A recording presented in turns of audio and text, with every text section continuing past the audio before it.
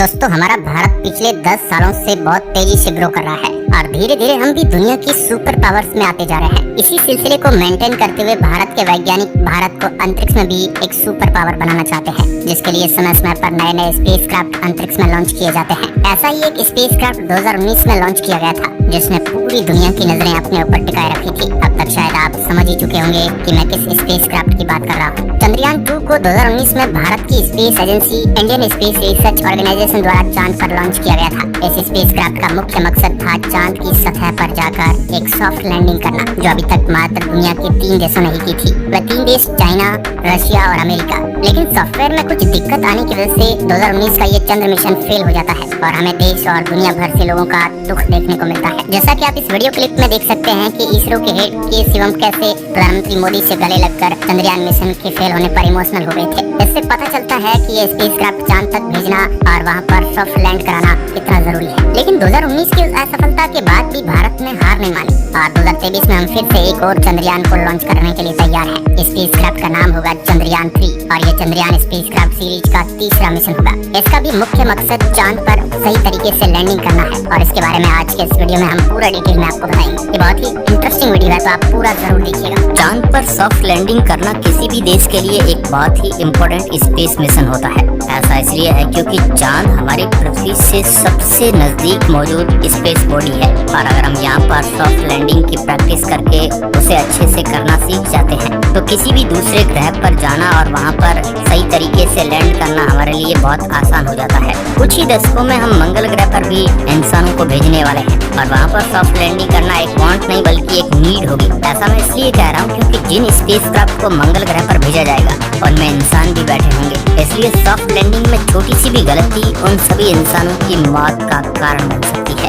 यही कारण है कि भारत की सॉफ्ट लैंडिंग की इस कला को अच्छे से भारत सीखना चाहता है ताकि वह भविष्य में और भी जरूरी स्पेस मिशन को जो है अच्छे से कर पाए। चांद पर या फिर किसी भी और स्पेस ऑब्जेक्ट पर सॉफ्ट लैंडिंग करना कोई आसान काम नहीं है। जैसा कि मैंने आपको पहले ही बताया कि आज तक सिर्फ 3 देश ही चांद पर सॉफ्ट लैंडिंग सक्सेसफुली कर पाए हैं और वो 3 देश है अमेरिका, चाइना और रशिया। हालांकि चांद पर सॉफ्ट लैंडिंग करने का प्रयास बहुत सारे देशों ने किया है, लेकिन ये सभी पूरी तरीके से फेल हो गए। आपको जानकर हैरानी होगी कि 2019 में चंद्रयान 2 मिशन के फेल होने के कुछ महीनों बाद ही इजराइल ने चांद पर उतरने की कोशिश की थी, बिल्कुल भारत की तरह। उनके भी सॉफ्टवेयर में कुछ दिक्कत आने की वजह से ये मिशन फेल हो गया और वह सॉफ्ट लैंडिंग की इस रेस से बाहर हो गए। हाल ही में जापान की स्पेस एजेंसी ने भी एक स्पेस क्राफ्ट को लॉन्च किया था, जिसका मुख्य मकसद था चांद पर सॉफ्ट लैंडिंग करना और उसकी सतह पर रिसर्च करना। पहले फेल हो चुके बाकी सभी मिशंस की तरह ये मिशन भी सॉफ्टवेयर में दिक्कत आने की वजह से फेल हो गया। इससे ये बात तो साफ हो जाती है कि चांद पर सॉफ्ट लैंड करना कोई हंसी खेल की बात नहीं है। भारत द्वारा लॉन्च किए गए चंद्रयान 2 मिशन में सॉफ्टवेयर ग्लिच तब हुआ था जब विक्रम लैंडर सतह से मात्र 2.1 किलोमीटर की ऊंचाई पर था।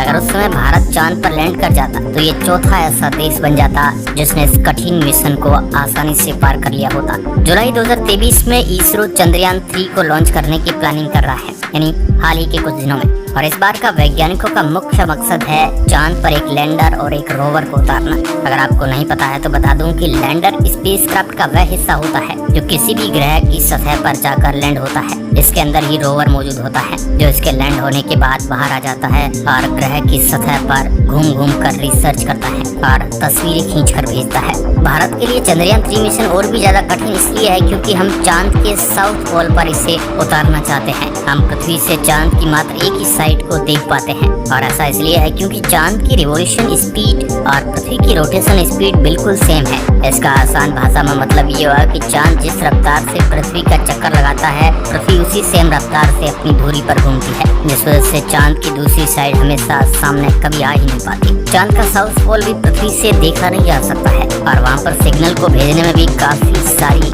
दिक्कतों का सामना करना पड़ता है। ऐसे में वैज्ञानिकों को चंद्रयान 3 से कांटेक्ट करने के लिए रिले सैटेलाइट्स का इस्तेमाल करना पड़ेगा, जो सिग्नल को एक जगह से दूसरी जगह तक भेजने का काम करती है। वैज्ञानिक पृथ्वी से जो भी सिग्नल चंद्रयान के लिए भेजेंगे सबसे पहले इस सैटेलाइट के पास हो जाएगा। जैसे ही ये सैटेलाइट सिग्नल को रिसीव करेगी, ये उसे चंद्रयान 3 तक भेज देगी। कुछ ऐसा ही चंद्रयान 3 से आने वाले सिग्नल के साथ भी होगा। ये प्रोसेस डायरेक्ट कांटेक्ट करने के मुकाबले बहुत लंबा हो जाता है। इस वजह से वैज्ञानिकों को रियल टाइम डाटा जो है नहीं मिल पाता है। ऐसे में अगर चंद्रयान में थोड़ी बहुत भी कुछ गड़बड़ी हो जाती है तो वैज्ञानिकों को तुरंत पता नहीं चल पाएगा, जो इस मिशन को बहुत ज्यादा रिस्की बना देता है। इसके अलावा चांद के साउथ पोल पर लैंड करना अपने आप में ही एक बहुत मुश्किल बात है। ऐसा इसलिए है क्योंकि चांद के साउथ पोल को अभी तक इतना ज्यादा एक्सप्लोर नहीं किया गया है और ऐसा माना जाता है कि वहाँ पर बहुत सारे गड्ढे और चट्टानें मौजूद है। अगर चंद्रयान 3 के लैंड होते समय ऐसी कोई भी चट्टान इससे टकरा जाती है तो मिशन का फेल होना ऑलमोस्ट निश्चित हो जाएगा। अब शायद आपके दिमाग में ये सवाल आ सकता है कि अगर साउथ पोल पर लैंड करना इतना ज्यादा मुश्किल है तो वैज्ञानिक बार बार वहीं पर मिशन क्यों करना चाहते हैं। चंद्रयान 1 ने 2008 में पानी की खोज चांद के साउथ पोल में ही की थी और वैज्ञानिक ऐसा बताते हैं कि वहाँ पर उन्हें और भी बहुत सारी इम्पोर्टेंट चीजें मिल सकती है। भारत ही वह पहला ऐसा देश है जिसने बताया था कि चांद के साउथ पोल पर पानी मौजूद है और इस बात को नासा के रिकॉन्सिस ऑर्बिटर ने बाद में कंफर्म भी किया था। लेकिन बताते हैं कि चांद के साउथ पोल पर सूर्य की ज्यादा रोशनी और रेडिएशन नहीं पड़ पाती है, जिस वजह से वहाँ पर पानी अभी तक सही सलामत मौजूद है। अगर वहाँ और भी ज्यादा रिसर्च की जाती है तो शायद वैज्ञानिकों को जीवन भी देखने को मिल सकता है।